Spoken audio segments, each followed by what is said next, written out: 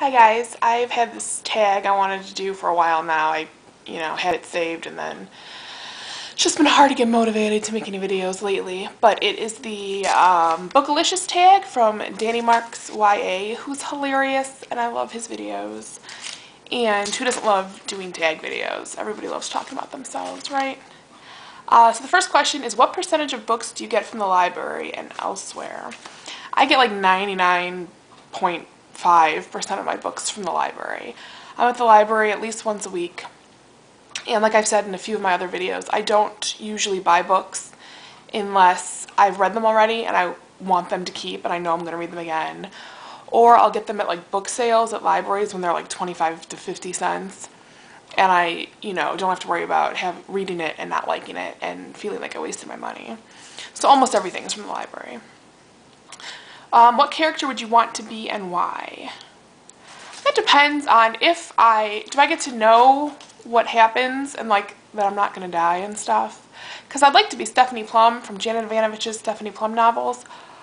But only if I knew I wasn't going to be killed by all the people I'm chasing. Because I'd love to get to be with Ranger and Morelli and have that whole thing going on. And that's kind of like how I'd like to be a character in Harry Potter too, but only if I knew I wasn't going to die. So yeah, there are a bunch of characters I'd be, but only being able to know going in that I was going to be okay. Like, I don't even need to know like what's going to happen, but yeah, just that I'm going to survive or not be like tortured or something. Because if I don't get to know, I can't really think of any characters offhand that I'd want to be. Number 3 is favorite book from your childhood. Probably one of them is Where the Red Fern Grows. That is an amazing book that I read a few times and it always makes me bawl like a baby. I don't even remember when I read that, but I read that quite a while ago. I was probably in 3rd, 4th grade maybe. I also loved when I was younger the Fear Street books from R.L. Stine. That was like a big part of my childhood. I read all of those. And then the Goosebumps when they came out. Those were good too. Babysitter's Club was really good. I wish they still had those. They don't have those around, seem to have those around anymore. But yeah, Babysitter's Club was good. So all those. Favorite book? Jeez, talk about a hard question. If I can pick a series that counts as one, I'd go with Harry Potter. Because it's one of the few things that I will reread over and over again. Also, 13 Little Blue Envelopes, I will reread many times, so I guess that is up there. If I had to pick a book that is my favorite, as in when I read it, I was like, wow, but I probably won't reread it, it would have to be the autobiography of Jackie Chan, because I just loved that book. The whole time I read it, I was just in awe, and it was so good, but it's not like one of those ones that you would reread a bunch of times. So that's definitely up there too. But then you never know, like you read a new book and you're like, wow, this book's awesome, maybe it's your new favorite. What book series do you have the most books of? Janet Ivanovich's Stephanie Plum series. I have almost all of those, and there are like 21 of them, I think. Do you get used books or use swap.com? I get used books from the library, like I said, but those aren't really usually keepers. Those are ones that are, I read and then we pass on to people. And I will buy used books if they are in good condition. But usually if I want to buy a book that I really like, I'll get it new. Favorite hottest guy or girl? I am assuming this is in books. Ranger from the Stephanie Plum series. Damon from the Vampire Diaries. Eric Northman from the Southern Vampires True Blood books by Charlaine Harris. Anybody else? That's probably it. Those are the top guys that I can think of off the top of my head.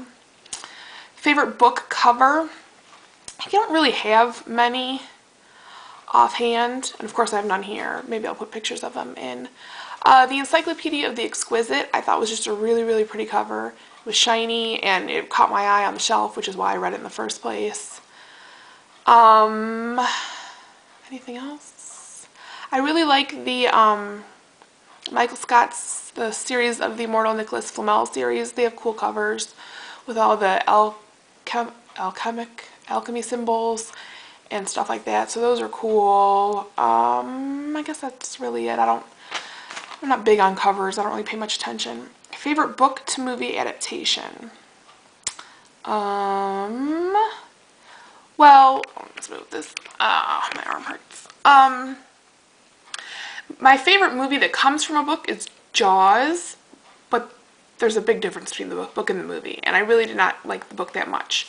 So I don't know if that counts, but it's my favorite movie that comes from a book. The Harry Potter books are really good.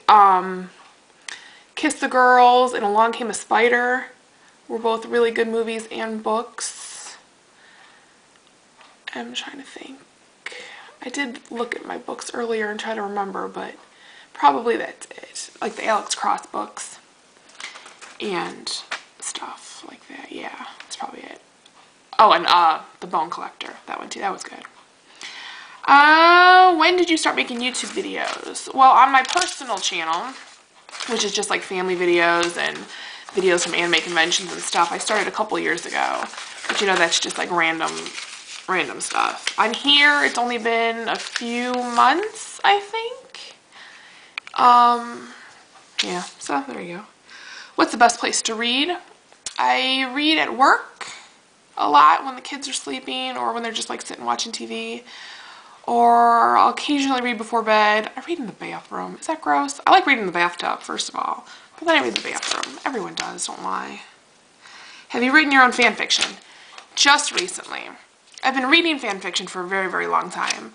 Probably since like 1998, because I remember I was in 8th grade, I think, when I found my first fan fiction and found out what it was. It was X-Files fan fiction.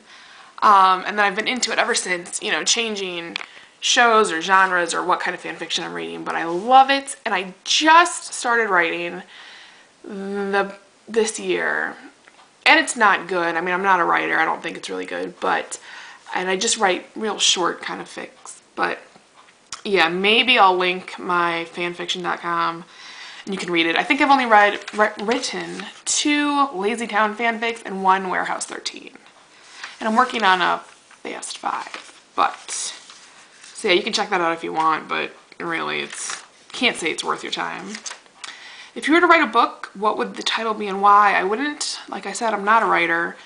If I have ideas for writing things, it's only for real short little vignettes or whatever, or what you will.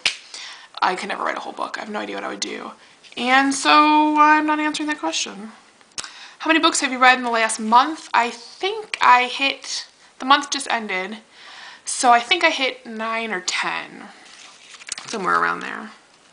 The last book you read was, I have it right here, oh, The Vampire Diaries, The Return Midnight by L.J. Smith, which I'll be doing a review of shortly.